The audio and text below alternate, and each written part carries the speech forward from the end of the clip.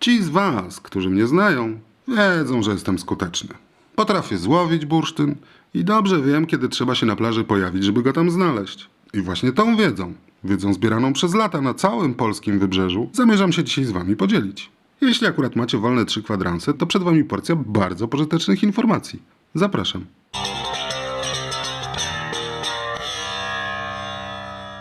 Jesteście na kanale Amber i Sosom, ja się nazywam Wojtek Kurczewski i zanim przejdziemy do rzeczy, parę słów do wszystkich osób wspierających ten kanał na Patronite. Przede wszystkim ogromne podziękowania, bo spotykamy się dzisiaj tutaj głównie dzięki waszemu zaangażowaniu i właśnie za to, że jesteście i dajecie mi pozytywnego kopa do roboty, chciałbym na początek wszystkim wam gorąco podziękować. Natomiast do wszystkich innych widzów mała prośba. Jeśli ten film się wam spodoba i chcielibyście oglądać więcej materiałów tego typu, to będzie mi bardzo miło, jak na koniec rozważycie, czy nie wesprzeć tej inicjatywy i nie dołączyć do naszej bursztynowo-patronajtowej społeczności. Co dla siebie możecie zyskać za wasze wsparcie, no to już zależy od kwoty. Ale nie będę wam tutaj zabierał czasu szczegółami. Tylko w opisie pod filmem zostawiam odpowiednie linki i do Patronite'a, i do filmu z rozdania gwiazdkowych prezentów dla patronów z zeszłego roku. Tak, żebyście w wolnej chwili mogli sobie sprawdzić co i jak. No i teraz już przechodzę do sedna, czyli samo mięcho o wysypach bursztynu będzie. Sprawa numer 1. Czy bursztyn można zawsze na plaży znaleźć? Oczywiście odpowiedź może być tylko jedna. Nie zawsze. Przecież gdyby było inaczej, pewnie byście tego filmu teraz nie oglądali. Właściwie można powiedzieć odwrotnie. Bursztynu na plaży głównie nie ma, a powody takiego stanu rzeczy są natury dwojakiej. Pierwszy powód jest natury ludzkiej i jest dość oczywisty. Połowami i zbieraniem bursztynu jest zainteresowanych w Polsce bardzo dużo osób. Znam takich entuzjastów tego zajęcia, którzy potrafią na połów przyjechać z drugiego końca Polski, a nawet ze Słowacji, Niemiec czy Ukrainy. Więc musicie mieć świadomość, że bursztyn, nawet jak już się na plaży pojawi, to długo tam nie poleży, bo go zaraz ktoś taki jak ja z tej plaży posprząta. I dlatego warto dokładnie wiedzieć, kiedy można się go tam spodziewać. I w ten sposób płynnie przechodzimy do drugiego z powodów, dlaczego bursztynu na plaży głównie nie ma, czyli przyczyn naturalnych, odpowiedzialnych za taki stan rzeczy zjawisk działających w różnych skalach. Wszystkie je sobie tutaj omówimy, zaczynając od najmniejszej z tych skal, czyli takiej, którą jest najłatwiej zaobserwować na plaży. Po pierwsze, wbrew powszechnemu przekonaniu, woda w morzu nie stoi w miejscu, tylko jest w ciągłym ruchu. I wcale nie chodzi mi tutaj o fale, bo to oczywista oczywistość jest, ale o to, że woda przemieszcza się wzdłuż wybrzeża jak w rzece. Raz płynie wolniej, a raz szybciej. I nie dość, że przemieszcza się z różną prędkością, to jeszcze czasami płynie w jedną, a czasami w drugą stronę plaży. I tu od razu muszę zaznaczyć, że ponieważ w Polsce znakomita część wybrzeża położona jest mniej więcej na osi wschód-zachód, to od tej pory wszystkie kierunki, o których będę mówił, właśnie do takiego układu będą się odnosić. Wracając do ruchu wody, czyli przybrzeżnych prądów morskich, to na południowym wybrzeżu Bałtyku naturalnym kierunkiem ruchu wody jest kierunek z zachodu na wschód, czyli tak zwany prąd zachodni. I wprawdzie niewielkiej mocy, ale występuje on nawet wtedy, kiedy nie wieją żadne wiatry, ze względu na efekt Coriolisa na półkuli północnej. Takie jest po prostu naturalne zachowanie wody w morzu. Dodatkowo jeszcze te masy wody nie przemieszczają się w linii prostej, tylko wykonują ten ruch spiralnie. Trochę jakby to była olbrzymia, nieskończona śruba z gwintem stworzona całkowicie z wody. I ten gwint na śrubie przemieszcza się jednocześnie z zachodu na wschód i z góry do dołu, czyli od powierzchni w stronę głębin. W literaturze fachowej zjawisko to jest określane mianem downwellingu albo prądu opadającego. Jakie to ma konsekwencje dla bursztynu i całego materiału dryfowego? Ano takie, że ten ruch wody działa trochę jak miotła albo odkurzacz. Sukcesywnie podbiera plażę i wszystko, co się w jej pobliżu w wodzie znajduje i zabiera w głębiny. Jak taki prąd zachodni rozpoznać? Przy silniejszym falowaniu wystarczy obserwować, w którą stronę przemieszcza się piana na powierzchni wody. Ale kiedy falowanie jest niewielkie, to piana się nie tworzy i sam ruch wody może być trudno dostrzec. Wtedy najprościej można to określić po tym, z której strony fale dochodzą do plaży. Jeśli fala, nawet taka malutka, łamie się i dochodzi do brzegu najpierw z lewej, tej zachodniej strony, kończąc ruch po prawej, czyli tej wschodniej, to już bez względu na jej wielkość mamy do czynienia z prądem zachodnim i tak zwaną tendencją zabierającą fal. Wówczas plaża na granicy piasku mokrego z suchem, czyli na tak zwanych szczytach fal, jest na ogół pozbawiona jakichkolwiek wyrzucanych przez morze przedmiotów. A z upływem kolejnych dni czy tygodni możecie zaobserwować, że sam pas piasku między wydmami a morzem robi się coraz węższy właśnie dlatego, że nawet piasek z plaży jest stopniowo zabierany w głębiny przez downwelling, czyli prąd opadający. Do sytuacji odwrotnej dochodzi wtedy, kiedy mamy do czynienia ze wschodnim prądem przybrzeżnym, czyli kiedy woda w morzu porusza się ze wschodu na zachód. I tu od razu trzeba zaznaczyć, że nie jest to sytuacja normalna i sama z siebie nie występuje. Do tego, żeby odwrócić kierunek prądu przybrzeżnego z zachodniego na wschodni, potrzebny jest wiatr wiejący odpowiednio długo i z odpowiednią siłą z kierunków wschodnich. I znowu, ruch ten nie odbywa się po linii prostej, tylko spiralnie, a gwint na tej naszej przysłowiowej śrubie działa wtedy odwrotnie, czyli woda, płynąc teraz ze wschodu na zachód, jednocześnie przemieszcza się od dołu do góry, czyli z głębin w stronę powierzchni i plaży. Fachowo to zjawisko jest nazywane upwellingiem albo prądem wznoszącym bądź wynoszącym. I tym razem dla nas jest to sytuacja bardzo korzystna, bo razem z wodą z głębin wynoszony jest w stronę plaży materiał dryfowy, a więc bursztyn również. Oczywiście taki wschodni prąd rozpoznajemy analogicznie do sytuacji poprzednio opisywanej, tylko tym razem fale będą się załamywać najpierw po prawej, czyli wschodniej stronie, kończąc ten ruch po lewej, czyli zachodniej. Wówczas na szczytach fal, czyli na tej granicy piasku mokrego z suchym, będą się tworzyć takie falbanki, czyli wzorki z piasku. A jeśli jakikolwiek materiał dryfowy z głębin już w pobliże brzegu dotarł, to co jakiś czas będą się na tych szczytach pojawiać różne przedmioty wyrzucone przez morze, w tym również i bursztyn. W takiej sytuacji mówimy, że fala ma tendencję oddającą i w trakcie spaceru warto jest przeglądać nie tylko plażę, ale i dokładnie wodę za progiem, bo większe kawałki bursztynu mogą być zbyt ciężkie, żeby zostać przez falę wyrzucane na brzeg. I to, że ich na plaży nie ma, to wcale nie znaczy, że gdzieś się tam w wodzie nie turlają. Nieraz w takich sytuacjach zdarzało mi się wyjmować z wody nawet kilkudekowe kawałki bursztynu. I to nawet wówczas, kiedy na plaży nie leżało zupełnie nic. Nawet najdrobniejszy topik. Więc naprawdę warto się tej wodzie przyglądać. No i w ten sposób wytłumaczyliśmy sobie pierwsze zjawisko w oceanografii nazywane transportem Ekmana. A konkretnie przybrzeżnym transportem Ekmana. Wiedza ta jest przydatna nie tylko przy prognozowaniu wysypów bursztynu, ale również przy planowaniu wakacji, bo niejednokrotnie zdarza się tak, że nawet w ciepłe letnie dni woda w Bałtyku potrafi być zimna do tego stopnia, że o przyjemnej kąpieli można zapomnieć. I właśnie przybrzeżny transport Ekmana i związane z nim prądy wynoszące są za ten stan rzeczy odpowiedzialne. Ale to nie wszystko, bo nie dość, że woda w morzu nie stoi w miejscu, to wbrew kolejnemu powszechnemu przekonaniu nie jest ona wszędzie taka sama. Generalnie zasada jest taka, że wody na odpowiednio głębokich akwenach dzielą się na powierzchniowe i głębinowe. Charakterystyka tych dwóch rodzajów wód, istotna z naszego, bursztynowego punktu widzenia, jest taka, że wody powierzchniowe mają zazwyczaj wyższą temperaturę oraz mniejszą gęstość i zasolenie niż wody głębinowe. I dlaczego to miałoby być dla nas istotne? Ano dlatego, że tak zwany ciężar właściwy bursztynu waha się w przedziale od 0,9 do 1,2 grama. Tak się składa, że ciężar właściwy wody również oscyluje w podobnych przedziałach. I przy tak nikłym zasoleniu, jakie ma woda w Bałtyku, to właśnie temperatura wody i związana z nią różnica gęstości i ciężaru właściwego ma większe znaczenie dla nas. Bo dzięki temu, że bursztyn ma podobny do wody ciężar właściwy, w zimnej wodzie głębinowej o większej gęstości, czyli cięższej, może być od niej lżejszy i będzie mu się znacznie łatwiej przemieszczać niż w ciepłej wodzie powierzchniowej, w której tonie. I z tego właśnie powodu nawet latem, kiedy wiatry spowodują odwrócenie prądów morskich na wschodnie, uruchamiając tym samym zjawisko upwellingu, może się zdarzyć, że zimne i gęste wody głębinowe dotrą aż pod sam brzeg, a wraz z nimi również i bursztyn. I potrafią go być wówczas wcale nie małej ilości, nawet w lipcu czy sierpniu. Niestety dokładnie te same prądy wynoszące są odpowiedzialne za to, że nawet w upalne letnie dni woda w Bałtyku potrafi mieć tylko kilka stopni. I kąpiel wówczas bywa nieprzyjemna, a nawet niebezpieczna. Więc jeśli chcielibyście przyjechać nad morze na typowy plażing połączony z parawaningiem, to zdecydowanie lepiej jest się wybrać wtedy, kiedy od dłuższego czasu już wieją wiatry zachodnie. Nawet północno-zachodnie wiatry będą wówczas przynosić do brzegu znacznie cieplejszą i nagrzaną słońcem wodę powierzchniową.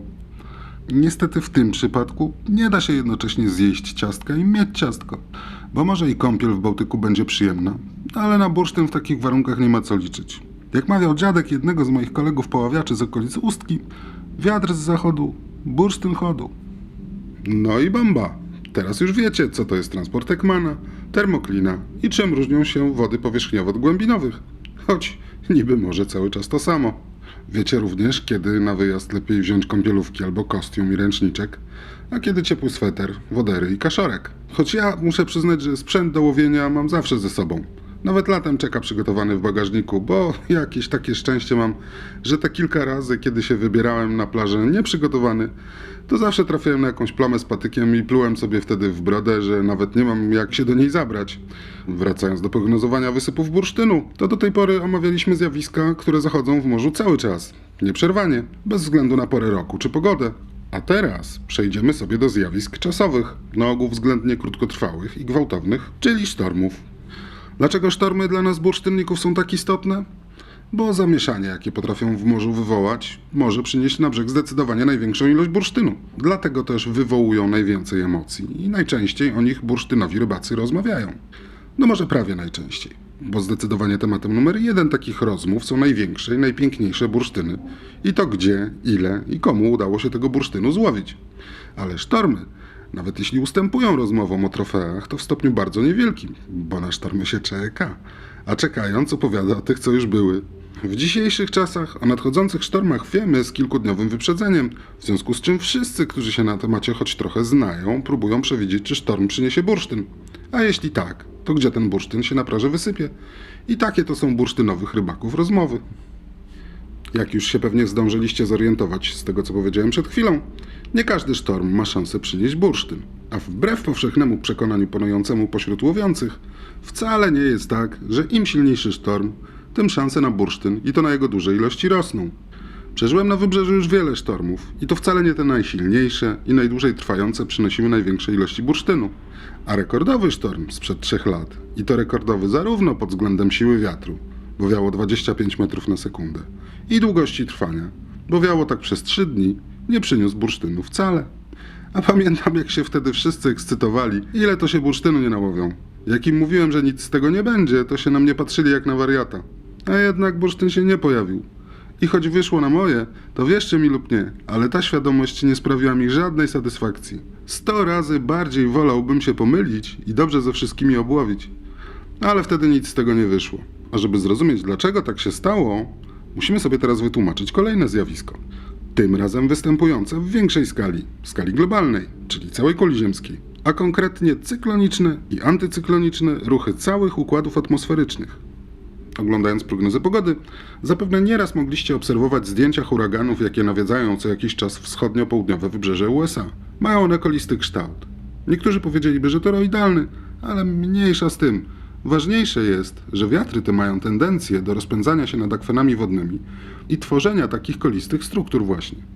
Tam akurat, dzięki temu, że do rozpędzenia się wiatry mają cały Atlantyk, potrafią one na Florydzie i w jej okolicach wiać już z prędkością kilkuset kilometrów na godzinę. My, tutaj na naszym polskim wybrzeżu, mamy to szczęście i nieszczęście zarazem, że przed silnymi wiatrami nadchodzącymi z nad Atlantyku i Morza Północnego chronią nas Wyspy Brytyjskie, Cieśniny Duńskie i górzysta Skandynawia. Szczęście, bo dzięki temu wiatry nie powodują u nas takich zniszczeń na wybrzeżu jak tam.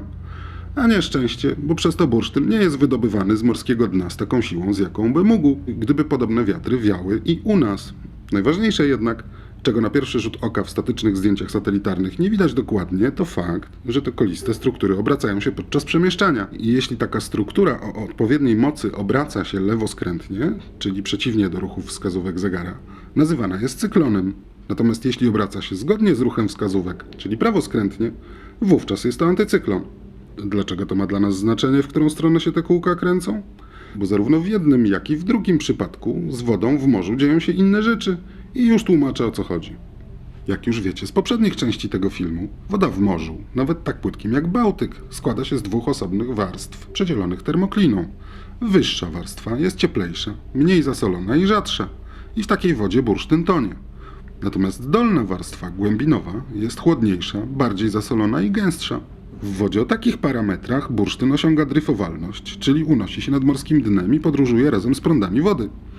Gdyby cała woda w Bałtyku miała takie właściwości, jakie posiadają wody głębinowe, to wówczas bursztyn byłby w stanie w ogóle swobodnie przemieszczać się po całym morzu. Ale tak się przecież nie dzieje. Bursztyn co najwyżej dryfuje lekko nad powierzchnią morskiego dna. I na ogół zdarza się to tylko na głębinie, w wodach tej dolnej warstwy. Natomiast w zależności od tego, jakie zjawiska atmosferyczne na wody w Bałtyku oddziaływują, czyli mówiąc prościej, w którą stronę się te wspomniane wcześniej kółka kręcą, dochodzi do różnych przemieszczeń wód powierzchniowych i głębinowych względem siebie. Jeśli modelowo założylibyśmy taką sytuację, w której te koliste układy atmosferyczne mają swoje epicentrum na środku Bałtyku, to w pierwszym przypadku, czyli kiedy mamy do czynienia z cyklonem, ruchy mas powietrza i ciśnienie atmosferyczne będą powodowały, że poziom wód powierzchniowych w centrum takiego układu będzie się obniżał, wypychając je od środka w kierunku brzegu. a jednocześnie prądy wznoszące będą wody głębinowe w środku takiego układu zasysać i wypiętrzać, ściągając je od brzegów na środek morza, a razem z wodami głębinowymi i bursztyn właśnie będzie od brzegów odpływał. Więc jeśli nad Bałtykiem mamy cykloniczny układ atmosferyczny, to w okolicach brzegu zwiększa się ilość wód powierzchniowych, w których bursztyn nie pływa za dobrze i w których go przeważnie wcale nie ma. Najczęściej towarzyszą tym zjawiskom wiatry wiejące z kierunków zachodnich, a pojawiający się wraz z nimi sztorm wchodzi na Bałtyk przez cieśniny duńskie i przemieszcza się w kierunku wschodnim. Ze względu na kolistą strukturę całego tego układu atmosferycznego jest również bardzo niewielkie prawdopodobieństwo wystąpienia tzw. kontry, czyli odwrócenia się wiatru na południowy wiejący w kierunku przeciwnym do nadchodzących z morza fal, a w związku z tym i fala denna zasysająca bursztyn z dna nie ma szans się utworzyć. Wszystko to sprawia, że w znakomitej większości cykloniczne sztormy nie powodują wysypów bursztynu i nazywane są pośród doświadczonych poławiaczy pustymi sztormami. Sytuacja ma się dokładnie odwrotnie, kiedy nad Bałtykiem pojawi się antycykloniczny układ atmosferyczny. Wówczas ruchy mas powietrza i ciśnienie atmosferyczne będą powodowały wypiętrzanie się w środku tego układu wód powierzchniowych, odciągając je jednocześnie od wybrzeża. I w tym samym czasie prądy opadające w morzu będą wody głębinowe z bursztynem wypychać od środka tego układu w kierunku brzegu. Wiatry, jakie towarzyszą takim układom, wieją najczęściej z kierunków północnych i północno-wschodnich, a sztormy wchodzą na Bałtyk od strony Zatoki Botnickiej i przemieszczają się na południe, południowy wschód. I właśnie tutaj, ze względu na kolistą strukturę całego tego układu, jest znacznie większe prawdopodobieństwo odwrócenia się wiatru w ostatniej fazie sztormu na południowy i wystąpienia kontry, która będzie w stanie falę denną wywołać i dodatkowo zassać bursztyn z morskiego dna, a prądy wynoszące dostarczą nam go na brzeg.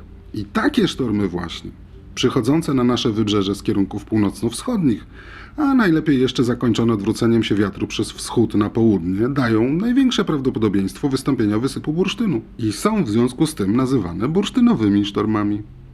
No i super, teraz już jak wiecie, co to jest transport Ekmana.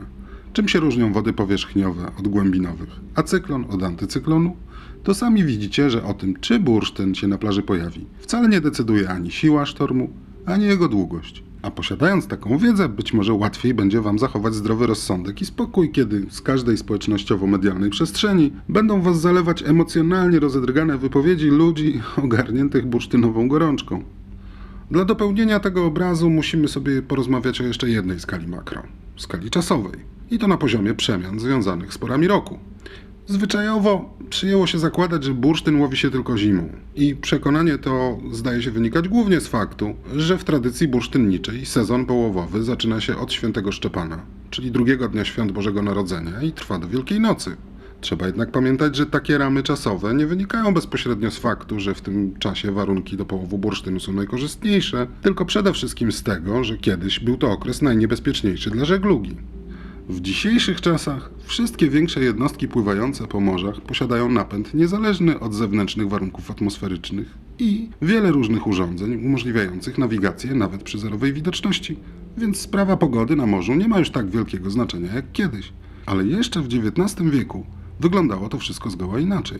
Kiedyś wszystkie statki, nawet te wielkie, transportowe, o wyporności kilkuset ton, były budowane z drewna, bez systemu hermetycznie uszczelnianych grodzi. Przez to łatwiej ulegały poważnym uszkodzeniom, np. przy zderzeniach z pływającą w wodzie krą. A jeśli do tego jeszcze dołożymy fakt, że jedynym napędem stosowanym wówczas była siła wiatru, to okres zimowych sztormów stawał się dla żeglugi śmiertelnie niebezpieczny, szczególnie na tak kapryśnym i nieprzewidywalnym akwenie jak nasz Bałtyk.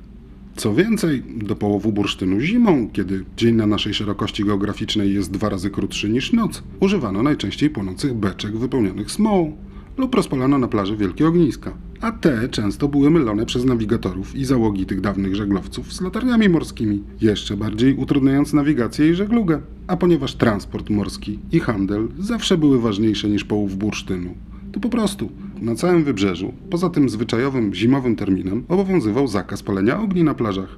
Z kolei zimą, kiedy żegluga ze względów bezpieczeństwa zamierała, było to dozwolone. I właśnie w takiej zwyczajowej postaci sezonu bursztynowego jakiś relikt tego dawnego prawa morskiego dotrwał do naszych czasów. Jednak stwierdzenie, że bursztyn łowi się tylko zimą, nie jest nawet bliskie prawdy. Bursztyn da się łowić przez cały rok i mam nadzieję, że z tego, co wam do tej pory przedstawiłem, sami już rozumiecie, że prawdopodobieństwa wystąpienia wysypu bursztynu nie da się ograniczyć tylko tymi tradycyjnymi, zwyczajowymi ramami czasowymi. Owszem, ze względu na zestaw korzystnych okoliczności jest to prawdopodobieństwo znacznie większe w okresie chłodnym niż latem i dlatego ja, ponieważ mam świra na punkcie bursztynu, od 6 już lat przenoszę się nad morze w listopadzie i wracam do domu z końcem lutego. A jakie to korzystne okoliczności zwiększają prawdopodobieństwo wystąpienia wysypu zimą? Po pierwsze, kiedy kończy się lato i słońce na naszej szerokości geograficznej zaczyna ubywać, wody powierzchniowe w Bałtyku się ochładzają. Oczywiście każdego roku proces ten przebiega inaczej, czasem szybciej, czasem wolniej, ale w okolicach zimowego przesilenia ta górna warstwa wód powierzchniowych potrafi już być równie chłodna jak ta dolna.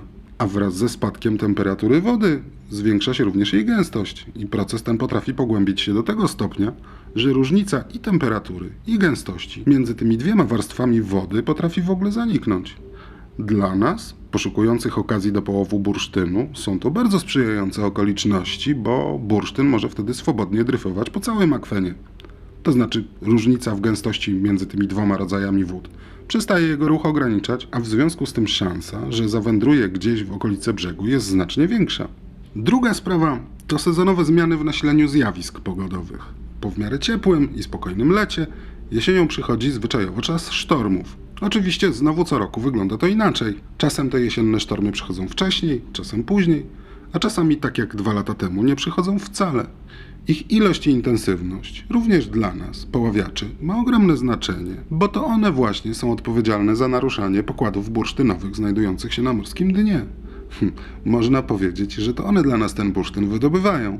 Oczywiście w zdecydowanej większości przypadków materiał wydobyty podczas tych jesiennych sztormów nie dociera od razu do wybrzeża, a zaczyna się obficie i na plażach pojawiać dopiero zimą, razem z zimowymi sztormami i zazwyczaj pojawia się w większych ilościach tak długo, jak długo wracające wiosną słonko tych powierzchniowych wód z powrotem nie ogrzeje.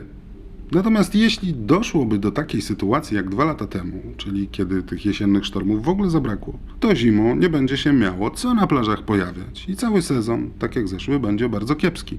I właśnie dlatego, żeby mieć jakiekolwiek pojęcie, ile tego bursztynu może zimą wyjść na brzeg, trzeba obserwować pogodę tak jak ja, właściwie przez cały rok. Zresztą nie tylko pogodę, bo jak nas natura zawiedzie, to wówczas jest jeszcze nadzieja, a właściwie jedyny ratunek w pogłębiarkach i intensywności prac refulacyjnych prowadzonych na wybrzeżu. Bo jeśli takich projektów w jakiejś okolicy jest prowadzonych sporo, to i bursztynu będzie tam więcej, bo ucieka on w trakcie tych prac bokiem w naprawdę dużych ilościach. I nawet jeśli jesienne sztormy się nie pojawią albo będą słabe i będzie ich mało, to kiedy nastaną korzystne warunki pogodowe, będzie miało czym sypać na okolicznych plażach. Wcześniej czy później. I tym oto sposobem docieramy już prawie do końca tej opowieści. Wiecie już co to jest termoklina, transport Ekmana, cyklon, antycyklon i rozumiecie dlaczego pogodę trzeba obserwować w długim terminie, jeśli się chce mieć jakiekolwiek pojęcie czy, gdzie i ile bursztynu może na nas w morzu czekać. Została nam już ostatnia rzecz do omówienia, czyli jak już faktycznie zdarzy się ten dobry, bursztynowy sztorm z odpowiedniego kierunku itd. To kiedy konkretnie z kaszorem na plażę warto się udać. Bo przecież nie będziecie w zimie spędzać tam całych dni czekając na wysyp. Tym bardziej, że największych pokładów energii i zapasów sił będziecie potrzebować właśnie w trakcie wysypu, do samego łowienia bursztynu. A zadanie to może potrwać od kilku do kilkunastu godzin. Warto więc zachować tych sił najwięcej, jak to tylko możliwe. Wracajmy więc z chmur na ziemię, a konkretnie na plażę. Oczywiście, jeśli mieszkacie na tyle blisko morza, żeby być na plaży codziennie, to w okresie chłodnym, od jesieni do końca wiosny, zawsze warto to robić. Bursztyn w tym czasie potrafi się pojawić zupełnie niezapowiedziany i wiele czynników może się na taki stan rzeczy składać. Znam osobiście wielu mieszkańców Wybrzeża, mających w zwyczaju odbywać takie poranne plażowe spacery, a już szczególnie po każdym większym falowaniu. I tak się zazwyczaj składa, że takie osoby osiągają w całym sezonie najlepsze wyniki, jeśli chodzi o ilość złowionego bądź znalezionego bursztynu. Jeśli jednak nie mieszkacie nad morzem i liczycie głównie na wysypy związane ze sztormami, to tutaj musicie wiedzieć, że bursztyn pojawia się w ostatniej fazie sztormu, kiedy wiatr się już uspokaja, a fala zaczyna siadać. Warto jest w związku z tym pojawić się na plaży dwukrotnie. Pierwszy raz, choćby na chwilę, najlepiej za dnia jeszcze przy mocnym falowaniu, żeby sobie to morze poobserwować, bo jest nam ono w stanie wiele powiedzieć. Wytrawni poławiacze w takich sytuacjach poszukują zazwyczaj 2 rzeczy. Po pierwsze tak zwanego patyka, czyli dokładnie obserwują zbliżające się do wybrzeża fale, czy w ich toni widać jakiś materiał dryfowy, patyki, liście, glony i tym podobne. Jeśli coś takiego da się zaobserwować, to wróży bardzo dobrze, bo znaczy tyle, że materiał dryfowy w pobliżu brzegu dotarł i bardzo prawdopodobne, że bursztyn razem z nim. W ekstremalnych przypadkach może dojść do tego, że cała woda w okolicy brzegu będzie tego materiału dryfowego pełna i wtedy będzie się ona odznaczała wyraźnie ciemniejszym kolorem. W największym zagęszczeniu tego materiału prawie czarnym. Ale już liście czy pojedyncze patyki w łamiących się grzywach fal to bardzo dobry prognostyk. Druga rzecz obserwowana przez bursztynowych rybaków to zachowanie ptactwa nad wodą. Bo może się zdarzyć, że samego patyka w wodzie nie uda się dostrzec. Natomiast mewy i rybitwy również się za takim materiałem dryfowym w wodzie rozglądają. Bo jest on zazwyczaj obfity w małe rybki ogłuszone dodatkowo przez przedmioty, które się razem z nimi w takich falach przewalają. A te szory perspektywę mają znacznie lepszą, bo mogą sobie to wszystko pooglądać z góry i z bliska. A nie tak jak my z brzegu, z daleka i pod kątem. Więc nawet jeśli w samej wodzie w waszym pobliżu takich plam nie widać, to duże skupisko ptaków, najlepiej jeszcze bijących w wodę z wysokości kilku metrów, jest doskonałym wskaźnikiem, że taka plama materiału dryfowego, najczęściej z bursztynem, właśnie tam się znajduje.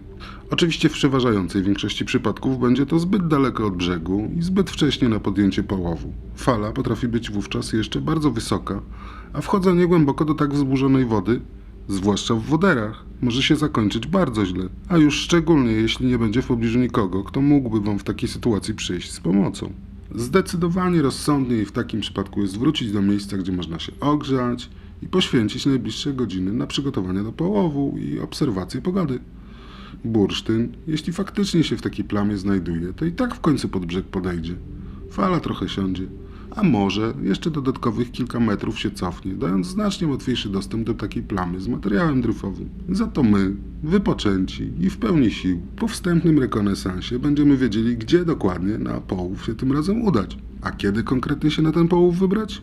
W warunkach modelowych, optymalnych, najlepiej pojawić się z powrotem na plaży kilka godzin od momentu zmiany kierunku wiatru na przeciwny do fal. To jest zazwyczaj wystarczający czas, żeby wiatr odepchnął już od brzegu wierzchnie warstwy wody, pozwalając jednocześnie prądom morskim podepchnąć materiał dryfowy pod sam brzeg. W najbardziej sprzyjających warunkach, jeśli zdarzy wam się taka ilość szczęścia, że akurat traficie na moment wysypu, będziecie mogli zaobserwować, jak kawałki bursztynu swobodnie nadpływają z głębin w stronę brzegu, unosząc się kilka centymetrów nad morskim dnem. Są to niesamowicie przyjemne chwile i niezapomniany widok, szczególnie nocą, kiedy podświetlony ultrafioletem bursztyn świeci na żółto. Jeśli jest go naprawdę dużo, to wygląda jakby dywan z gwiazd majestatycznie płynął w waszą stronę. Oczywiście najprzyjemniej jest już wtedy stać w wodzie z kaszorkiem naszykowanym do podbierania co większych kawałków. I jest to zdecydowanie najmilszy i najmniej wysiłkowy sposób na łowienie bursztynu, jaki znam. Ale takie okazje zdarzają się niezwykle rzadko i trzeba mieć naprawdę sporo szczęścia, żeby na ten niecodzienny widok trafić. A jeśli akurat nie będziecie mieli aż tak wiele szczęścia, spóźnicie się trochę i plama już przy brzegu zalegnie, to nie pozostanie nic innego, jak takim większym kaszorem ją systematycznie z tej płcizny wyjąć i na brzegu powybierać z niej bursztyn. I już, to by było na tyle. Kiedy konkretnie wyjść na plażę, żeby sobie połowić, też już teraz wiecie. A jak przyswoicie całą tą wiedzę, którą wam w tym filmie przedstawiłem, to też sami będziecie mogli prognozować wysypy bursztynu z bardzo dużym prawdopodobieństwem.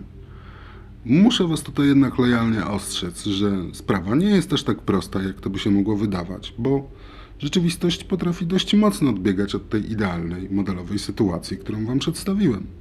Tutaj działają na siebie wzajemnie bardzo różne siły, z 3 różnych środowisk, na dodatek z różną mocą, przynosząc za każdym razem trochę inny efekt. A wszystko to razem przypomina bardziej taniec wody z wiatrem i ziemią, niż jakąkolwiek wymierną naukę. I tak jak w tańcu, teoretycznie figury możecie znać, ale dopiero praktyka dająca doświadczenie pozwoli wam się po nich płynnie poruszać. Potrafi na przykład zdarzyć się tak, że sztorm przyjdzie z dobrego kierunku, o odpowiedniej mocy, ale będzie siadał powoli przez kilka dni. Do tego wszystkiego jeszcze kontra nie przyjdzie, czyli wiatr się nie odwróci albo odwróci za późno. I ja już wiem, że w takiej sytuacji na plażę trafi tylko drobny patyk z topikiem czy sieczką, a gruby bursztyn, oddzielony długim, słabnącym falowaniem, zostanie w morzu na głębi. Taka sytuacja miała wielokrotnie miejsce w ostatnim sezonie, o czym pisałem. Wielokrotnie również w takich przypadkach musiałem studzić rozpalone bursztynową gorączką głowy tym, którzy robili sobie wielkie nadzieje na obfity połów. W każdym razie ci, co mnie nie posłuchali, jednak polecieli podnieceni łowić. Nieraz potem przyznawali, że patyka, owszem, była cała masa, a bursztynu albo wcale, albo bardzo mało i do tego tak drobny, że nawet im się schylać nie chciało. A to jest tylko jeden z możliwych scenariuszy. Więc Wiedza wiedzą, teoria teorią, a doświadczenie to jest coś, czego się z filmu na YouTubie nabyć nie da. To już swoje lata z kaszorkiem nad morzem trzeba wytańczyć. A tak się akurat szczęśliwie składa, że ja już po tych plażach ładnych kilka lat tańczę, więc odpowiednie doświadczenie mam i chętnie się nim dzielę. Oczywiście w dziale komentarzy na Patronite, gdzie serdecznie zapraszam. Prowadzę tam również bursztynową prognozę pogody, uprzedzając z kilkudniowym wyprzedzeniem, czy warto się szykować na nadchodzący sztorm, czy szkoda sobie głowę zawracać. Jak ze sprawdzalnością tych prognoz? Dziękuję, bardzo dobrze. A dostęp do nich, jak i do wszystkich materiałów zamieszczanych na Patronite możecie mieć już za 5 zł miesięcznie. I jakby tego wszystkiego jeszcze było dla Was mało, to przez te wszystkie lata utworzyła się tam bardzo fajna społeczność poławiaczy, którzy się nawzajem wspomagają. Dzielą własnym, często wieloletnim doświadczeniem i informują, gdzie sypie i co udało im się złowić. A to są bardzo pożyteczne wiadomości dla każdego naprawdę zainteresowanego połowami i wysypami bursztynu. Więc moim zdaniem zdecydowanie warto tam być. Oczywiście to 5 zł to nie jest jedyna kwota, jaką możecie wesprzeć naszą inicjatywę, ani jedyne korzyści, jakie możecie z tego dla siebie wyciągnąć. Od 10 zł wzwyż każdy patron dostaje gwiazdkowe prezenty i bierze udział w comiesięcznych loteriach, gdzie można wygrać bardzo piękne i niepospolite bursztyny w różnych rozmiarach. Od czasu do czasu rozdajemy patronom z tych wyższych progów nagrody jubileuszowe i inne niespodzianki. A co konkretnie i w jakim progu można było dostać z okazji zeszłej gwiazdki, to możecie sobie obejrzeć na filmie, do którego zostawiam Wam link w opisie tutaj pod spodem. Jakie prezenty rozdawałem w te święta, to z kolei możecie przeczytać na Patronite w dostępnym dla wszystkich poście, do którego również w opisie zostawiam Wam linka. Myślę, że w wolnej chwili warto tam zajrzeć i rozeznać się co i jak. I jeszcze jedna istotna rzecz. Żeby się załapać na gwiazdkowe prezenty, wystarczy w danym roku udzielić wsparcia tylko przez 3 miesiące, a nie cały rok. Chociaż mam nadzieję, że jak się Wam spodoba, to będziecie chcieli zostać z nami na dłużej. I teraz to już naprawdę koniec. Ze wszystkimi widzami na YouTubie tutaj się pożegnam. Wszystkiego dobrego i do zobaczenia następnym razem. Natomiast całą patronajtową brać zapraszam jeszcze do działu postów, gdzie w tekście pod tytułem Co przyniesie zima znajdziecie przygotowaną specjalnie tylko dla Was 3. już część moich długoterminowych bursztynowych prognoz. Trzymajcie się ciepło. Cześć!